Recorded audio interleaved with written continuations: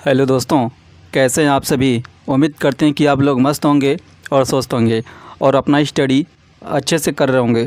तो आज की इस वीडियो में हम शुरू करने वाले हैं मेंसुरेशन यानी क्षेत्रमिति एसएससी एग्ज़ाम 2025 को टारगेट करते हुए आज हम शुरू करने जा रहे हैं मेंसुरेशन। तो यहाँ से देखेंगे, सबसे पहले हम इसमें आपको बता दें इसमें हमें क्या क्या पढ़ना है।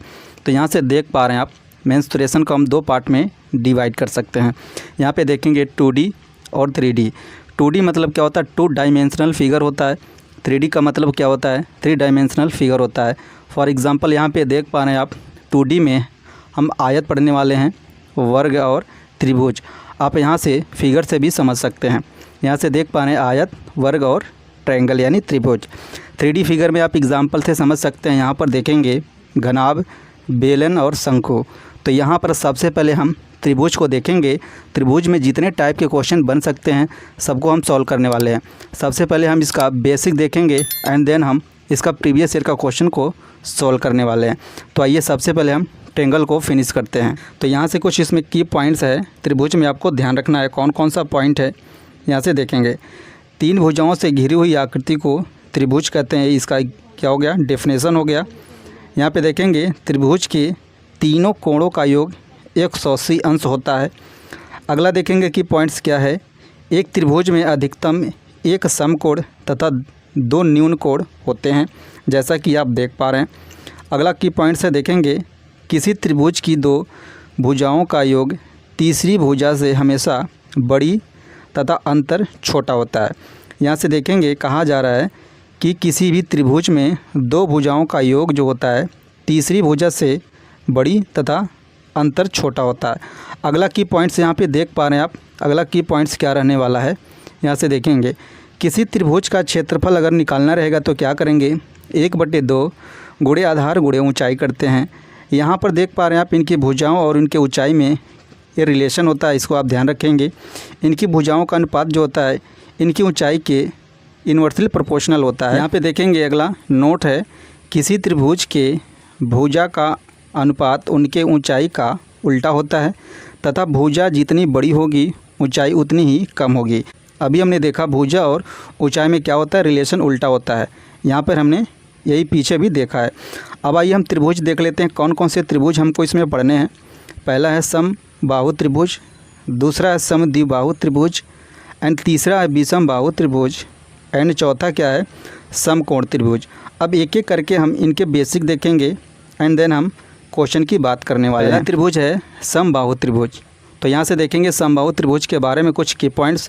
समबाहु त्रिभुज का क्षेत्रफल निकालना रहेगा तो क्या करेंगे, देखेंगे √3/4 भुजा का स्क्वायर। अगला पॉइंट देखेंगे समबाहु त्रिभुज की ऊंचाई निकालना रहेगा √3/2 इंटू भुजा करेंगे। समबाहु त्रिभुज की अंतःवृत्त की त्रिज्या निकालना रहेगा तो यहाँ से देखेंगे भुजा A डिवाइडेड बाई 2√3। यहाँ से देख पा रहे हैं। अगला पॉइंट है समबाहु त्रिभुज का परिमाप निकालना रहेगा तो मल्टीप्लाई कर देंगे 3 से इसकी भुजा में। यहाँ से देख पा रहे हैं आप। अगला पॉइंट है समबाहु त्रिभुज के बाह्य वृत्त की त्रिज्या निकालना रहेगा तो भुजा में √3 से डिवाइड कर देंगे। यहाँ से देख पा रहे हैं आप। समबाहु त्रिभुज होता क्या है, यहाँ से देख लेंगे तीनों भुजा एवं कोण आपस में बराबर होते हैं तो उसको हम क्या कहते हैं, समबाहु त्रिभुज। सम मतलब क्या होता है, बराबर, बाहु मतलब भुजा। बराबर भुजा वाली त्रिभुज को क्या बोलते हैं, समबाहु त्रिभुज बोलते हैं। अब आइए अगला त्रिभुज देखते हैं। अगला त्रिभुज कौन सा है, देखेंगे विषमबाहु त्रिभुज, जिसकी सभी भुजा तथा कोण असमान हो। विषम का मतलब क्या होता है, असमान भुजा वाले त्रिभुज को विषमबाहु त्रिभुज कहते हैं। यहाँ पे देखेंगे इसका एरिया निकालना रहेगा तो क्या करेंगे, रूट में s into s minus a, s minus b, s minus c. इसको हम क्या बोलते हैं, हीरोज़ फार्मूला। यहाँ से देख पा रहे हैं आप। परिमाप निकालना रहेगा तो क्या करेंगे, तीनों भुजाओं का योग कर देंगे, a b c तीनों को ऐड कर देंगे तो इनका परिमाप निकल जाएगा। परिमाप को कैपिटल S से डिनोट करेंगे, यहाँ से ध्यान देंगे। क्लियर है। अर्ध परिमाप बराबर क्या होता है, इनकी भुजा का आधा कर देते हैं तो अर्ध परिमाप निकल जाता है। तो ये रहा विषमबाहु त्रिभुज। अब आइए अगला त्रिभुज देखते हैं। अगला त्रिभुज कौन सा है, समद्विबाहु त्रिभुज, जिसकी कोई 2 भुजा बराबर हो उसको समद्विबाहु त्रिभुज कहते हैं। सम मतलब बराबर, द्वि मतलब दो, बाहु माने भुजा, दो भुजा बराबर जिसकी रहेगी उसको हम क्या बोलेंगे, समद्विबाहु त्रिभुज बोलेंगे। इसका क्षेत्रफल कैसे निकालते हैं, सेम देखेंगे हीरोस फार्मूला से, रूट में s into s minus a, s minus b, s minus c, इसको हम क्या बोलते हैं, हीरोस फार्मूला बोलते हैं। यहाँ से ध्यान रखेंगे। परिमाप बराबर होता है तीनों भुजाओं का योग। त्रिभुज में 3 भुजा होता है, सबको ऐड कर लेंगे, परिमाप निकल जाएगा। जैसा कि आप देख पा रहे हैं, अर्ध परिमाप निकालना रहेगा, सबको जोड़ के आधा कर देंगे, अर्ध परिमाप निकल जाएगा। ये रहा समद्विबाहु त्रिभुज का, यहाँ पर देख पा रहे हैं आप फिगर, क्लियर है। अब आइए अगला त्रिभुज देखते हैं। अगला त्रिभुज आपके सामने है समकोण त्रिभुज, जिसका एक कोण 90 डिग्री का हो, उसको हम समकोण त्रिभुज कहेंगे। यहाँ पर देखेंगे एक रिलेशन होता है पाइथागोरस प्रमेय से। यहाँ पे देख पा रहे हैं आप, ये जो कोण बी होता है 90 डिग्री का होता है। त्रिभुज ए बी सी में कोण बी 90 डिग्री का।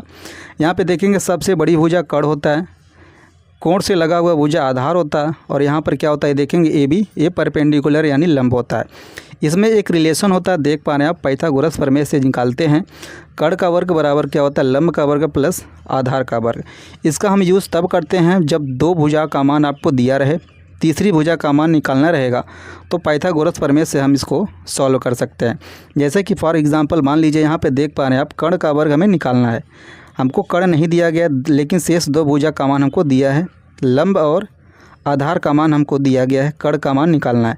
तो इसमें हम रखेंगे, देखेंगे इसको जब हम कड़ बराबर निकालेंगे, यहाँ से देख पा रहे हैं आप, तो ये वैल्यू क्या हो जाएगा, रूट में हो जाएगा, क्लियर है।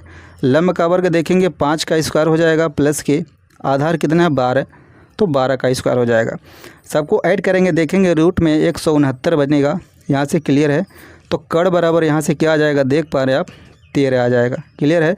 तो यहाँ पर पाइथागोरस प्रमेय का हम यूज़ तब करते हैं जब समकोण त्रिभुज में किसी दो भुजा का मान देकर तीसरी भुजा का मान पूछा जाएगा, तो पाइथागोरस प्रमेय लागू करके हम इसका मान आसानी से निकाल सकते हैं। अगला पॉइंट देखेंगे, अगर किसी त्रिभुज का आधार और ऊंचाई पता है तो क्षेत्रफल निकालने के लिए क्या करेंगे, 1/2 गुणे आधार गुणे ऊंचाई करेंगे, क्लियर है। अगला पॉइंट देखेंगे, अगर किसी त्रिभुज की तीनों भुजाएं पता है और वह त्रिभुज समकोण है। अगर किसी त्रिभुज की तीनों भुजाएं पता है और वह त्रिभुज समकोण त्रिभुज है, तो उसका क्षेत्रफल कैसे निकालेंगे, 1/2 गुणे आधार गुणे ऊंचाई करेंगे, क्लियर है। अगला पॉइंट यहाँ से देखेंगे, अगला पॉइंट क्या कहता है यहाँ से, अगर किसी त्रिभुज की तीनों भुजाएं पता है और वह समकोण त्रिभुज नहीं है। इसके पहले आप देख रहे थे समकोण त्रिभुज है। अगर किसी त्रिभुज की तीनों भुजाएं पता है और वह समकोण त्रिभुज नहीं है, तो उसका क्षेत्रफल कैसे निकालेंगे, यहाँ से हीरोस फार्मूला अप्लाई करेंगे तो उसका क्षेत्रफल आसानी से निकल जाएगा। तो ये रहा त्रिभुज पर कुछ बेसिक इन्फॉर्मेशन। मिलते हैं अगली वीडियो में इस पर क्वेश्चन के साथ। इस पर आधारित जितने प्रीवियस ईयर में क्वेश्चन पूछे जा चुके हैं, सारे के सारे क्वेश्चन को हम सॉल्व करेंगे अगली वीडियो में। Thank you so much for watching this video.